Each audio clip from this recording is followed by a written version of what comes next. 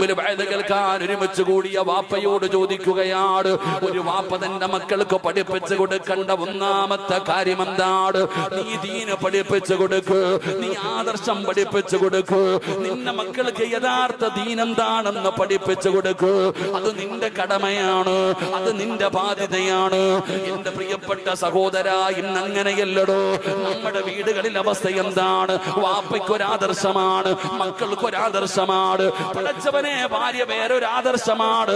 ഒരു വീടിന്റെ അകത്ത് പോലും പടച്ചവനെ പല പല ആദർശമാണ്. അവിടെ പോലും പടച്ചവനെ തർക്കമാണ്. തറാവീഹ് 20 ഒരാള് പറയുന്നു, ഒരാള് പറയുന്നു 8 ആണെന്ന്, ഒരാള് പറയുന്നു മരിച്ചാൽ ആരും കേൾക്കൂല, ഒരാള് പറയുന്നു കേൾക്കുമെന്ന്. പടച്ചവനെ ഒരു വീടിന്റെ അകത്ത് പോലും വാപ്പയും ഉമ്മയും മക്കളും ആദർശത്തിന്റെ വിഷയത്തിൽ 3 വിഭാഗമാണ്. എന്നാൽ എന്റെ പ്രിയപ്പെട്ടവരോട് ഓർമ്മപ്പെടുത്തട്ടെ, വാപ്പ